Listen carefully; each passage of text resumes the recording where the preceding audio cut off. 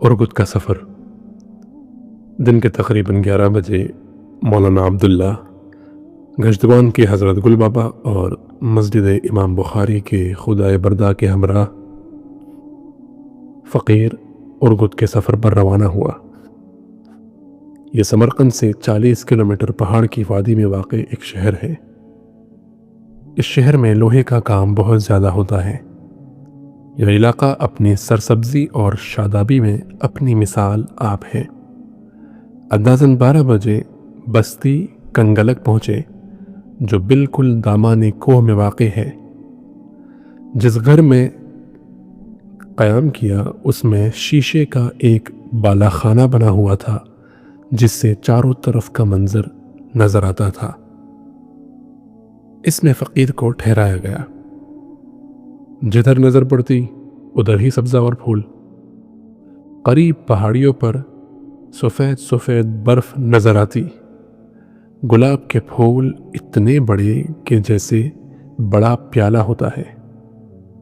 سنا ہے کہ نبی علیہ السلام کو گلاب کے پھول کی خوشبو پسند تھی، اسی لیے مولانا قاسم نانوتوی رحمۃ اللہ علیہ بھی اسے پسند فرماتے تھے۔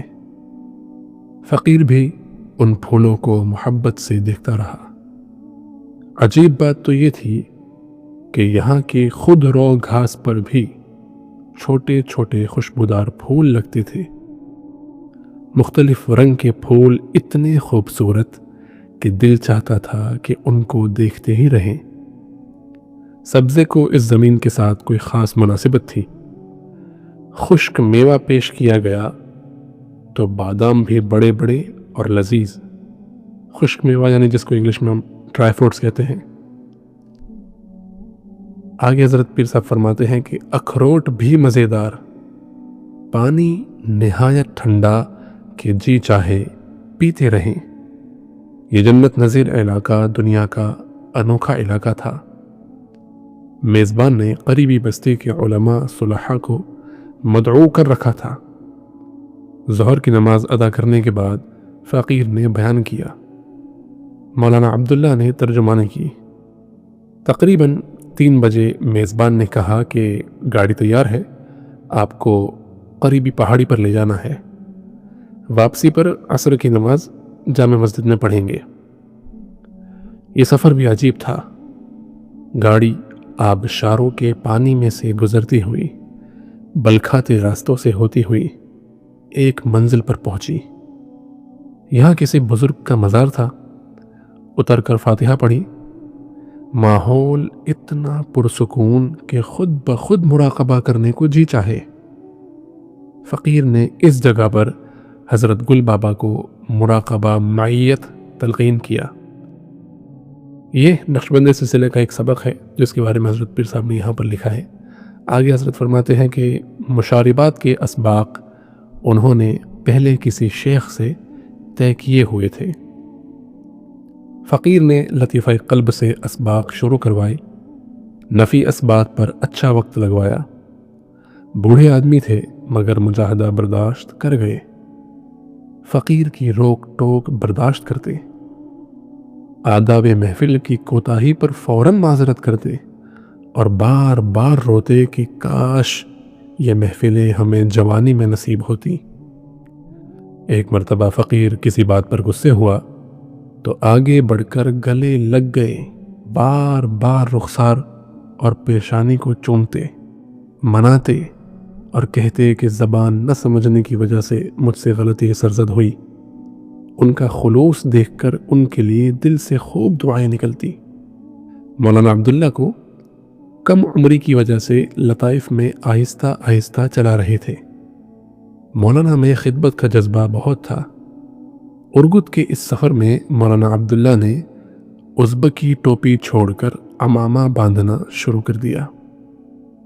سنت کے زندہ ہونے پر بہت خوشی ہوئی۔ عصر کی نماز ارگد کی جامع مسجد میں پڑھی۔ فقیر نے بیان کیا اور مولانا نے ترجمانی کی۔ بیان کے بعد امام مسجد نے بیعت کے لیے اپنے آپ کو پیش کیا۔ بس پھر کیا تھا، نمازیوں کی تو لائن ہی لگ گئی۔ عشاء تک یہ سلسلہ چلتا رہا۔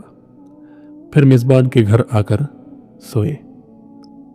अगला उन्वान है शहर सब्ज़ का सफ़र। 2 जून 1992 को शहर सब्ज़ के सफ़र के लिए रवाना हुए। समरकंद और शहर सब्ज़ के दरमियान में एक पहाड़ है। अगर सुरंग खोदी जाए तो शायद एक शहर से दूसरे शहर का फासला मिनटों में तय हो जाए, मगर पहाड़ की वजह से अब ये घंटों में तय करना पड़ता है। पहाड़ भी सरसब्ज है और शहर भी इसमें बामुसम्मा है। इतना सब्जा फ़कीर ने दुनिया में किसी और शहर में नहीं देखा।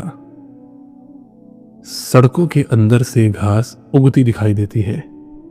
बाज़ जगहों पर कंक्रीट के फर्श होते हैं, उनमें से भी घास अपना सर निकाल लेती। अमीर तैमूर इसी इलाके में पैदा हुआ। पहाड़ी सफ़र के दौरान बलखाते रास्ते, सरसब्ज दरख्त, सरसब्ज पहाड़, मौसम इंतहाई खुशगवार, लोग इंतहाई खूबसूरत, शहर की सड़कें खुली खुली, दोनों तरफ बागात देखकर दिल को फरहत मिलती रही। दौरान सफ़र टैक्सी ड्राइवर से मौलाना अब्दुल्ला की बातचीत होती रही। जब शहर में पहुंचे तो ड्राइवर ने पूछा कि इस शहर में आपका कोई वाकिफ़ है? हमने कहा नहीं। पूछने लगा क्यों आए हो? हमने कहा मशाइख के मज़ारात पर इसाले सवाब करने के लिए।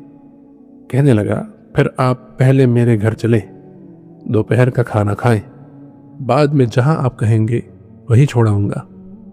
चुनांचे दोपहर का क़याम उसके घर पर रहा। असर की नमाज करीबी मस्जिद में पढ़ी।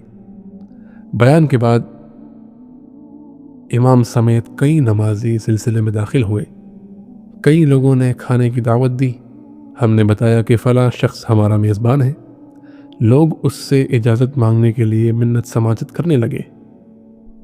ड्राइवर की बीवी ने कहा कि हमें क्या पता कि इतने मुअज़्ज़ज़ मेहमान हैं जिनको घर ले जाने के लिए इतने लोग तड़प रहे हैं। अगले दिन नाश्ते के बाद शहर सब्ज़ की ज़ियारत के लिए निकले तो 17 मकामी अहबाब भी साथ थे।